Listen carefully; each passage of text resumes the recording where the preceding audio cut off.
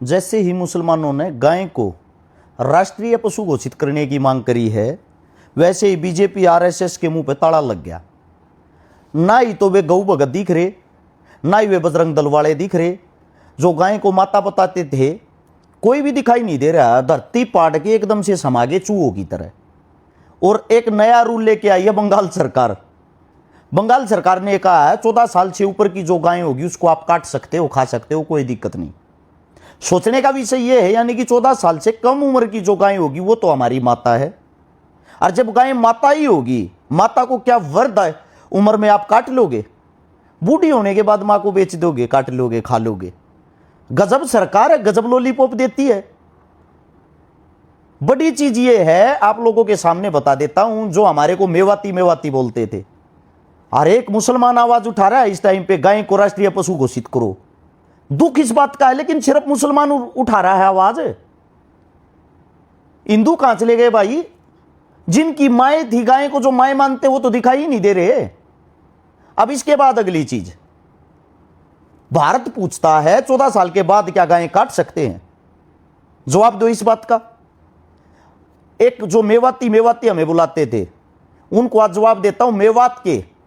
मेवात के अंदर गांव है अपना, एक गांव का नाम है सिगार गांव के अंदर रूल बनाया है। वहां की पंचायत ने जो भी गो हत्या करेगा उस पे 51,000 रुपए जुर्माना गांव की पंचायत की तरफ से रहेगा। यह है मेवाती। क्या किसी हिंदुओं के गांव ने भी रूल बनाया है? मेवाती हर जगह प्रदर्शन कर रहे हैं, गाय को राष्ट्रीय पशु घोषित करो। क्या कहीं हिंदुओं ने भी प्रदर्शन किया है? हिंदुओं ने किया है बंगाल में। हिंदू ये कह रहे हैं हमारी गायें खरीदो, हमारी गायें खरीदो वरना हम मर जाएंगे। यह कैसा दोगलापन है, समझ में ही नहीं आ रहा। अब सबसे बड़ी जो बात है, मेरा जो मानना है, मैं इतना ही कहना चाहता हूं, हिंदुस्तान के जो तमाम मुस्लिम हैं, ईद का त्योहार आने वाला है 28 तारीख को। जब ईद की आप नमाज अदा करो मस्जिद के अंदर से, हाथ जोड़ के हर्ष शिकारा विनती करता हूं मैं कि सभी के हाथ में पोस्टर और बैनर होना चाहिए और उस पर लिखा हुआ हो गाय को राष्ट्रीय पशु घोषित करो।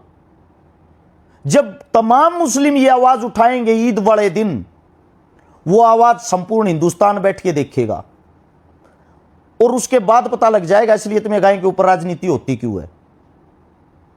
अब गाय के लिए अगर सरकार से मेरी विनती है, रूल बनाने तो ऐसे बनाओ, जो गाय को काटेगा उस पे हत्या का मुकदमा दर्ज होना चाहिए। जो गाय को काटने के लिए बेचेगा उस पे भी हत्या का मुकदमा दर्ज होना चाहिए।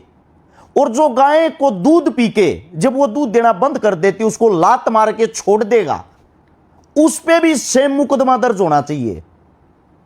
इसके बाद जितनी भी गौशालाएं हैं सभी गौशालाओं की जांच हो।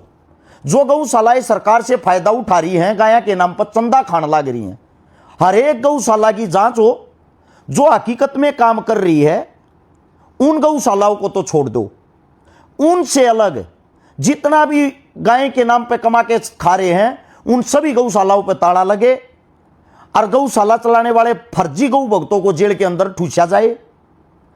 जितने भी गौ भगत बने घूम रहे हैं सबके लाइसेंस बनाओ सरकार की तरफ से। वो लाइसेंस जो बनाओ उसमें एक चीज कॉमन होनी चाहिए, जो अपने घर पर 5 गायें पालता हो उसी को गौ रक्षक का लाइसेंस दिया जाए।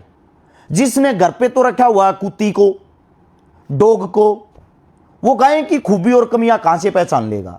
कम से कम उसके पास एक्सपीरियंस तो हो, तभी तो लाइसेंस हो उसके पास।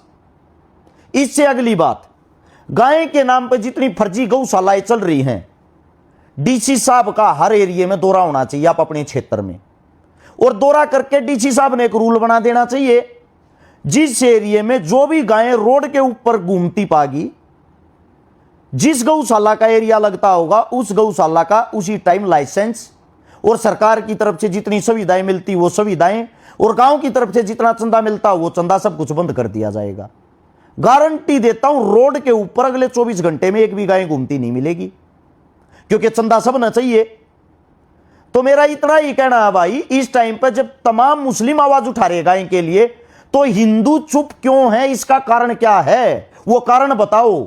इसका मतलब तो तुम लोगों को सिर्फ और सिर्फ मुद्दे बनाने आते हैं।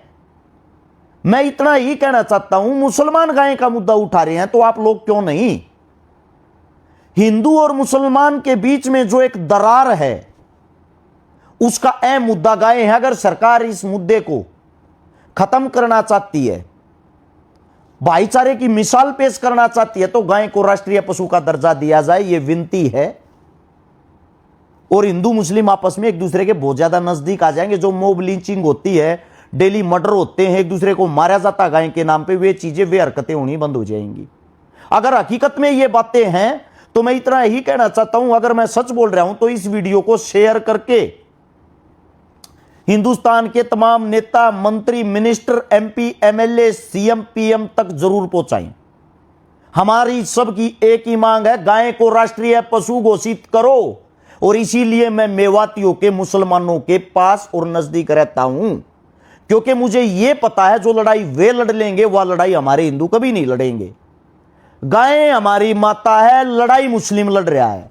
मुस्लिम सरकार की नीति और चाल को समझ चुका है कि सरकार के पास दो ही चीजें हैं, एक गाय, एक जय श्री राम। गाय वाला पैटर्न हमने बताया, अब जय श्री राम वाला भी पैटर्न बता रहा हूं। अगर मुस्लिम मिलकर एक आवाज उठाएं कि हिंदुस्तान को बेशक हिंदू राष्ट्र घोषित कर दो, हमें कोई आपत्ति नहीं, हम तुम्हारे साथ हैं, सरकार के मुद्दे ही समाप्त हो जाएंगे।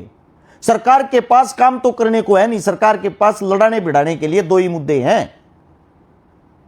और यह विनती है बंगाल सरकार से। वहीं योगी ने एक बात कही थी कि गाय अब नहीं कटेगी, और आप लोगों ने तो सरेआम वहां घोषणा ही कर दी कि 14 साल की उम्र के बाद गाय को भले ही काटो। और गाय की उम्र का पता कैसे चलेगा? अब तो 5 साल की गाय को भी बता दोगे कि 14 साल की हो रखी है। ऐसे थोड़ी ना होता, ये कोई रूल थोड़ी ना हुआ, ये तो अपमान हुआ गौ माता का। और कहां चले गए भाई वे फर्जी गोरक्षक? अब छाती क्यों नहीं पीटते वहां जाके? बंगाल के मुख्यमंत्री के घर के बाहर धरना क्यों नहीं देते? वो बोल रहा है कि 14 साल से ऊपर की गाय को भले ही काटो। इस वीडियो को शेयर करके तमाम देश के कोने में पहुंचाने की कोशिश करें। सभी को राम राम, जय हिंद, जय गौ माता।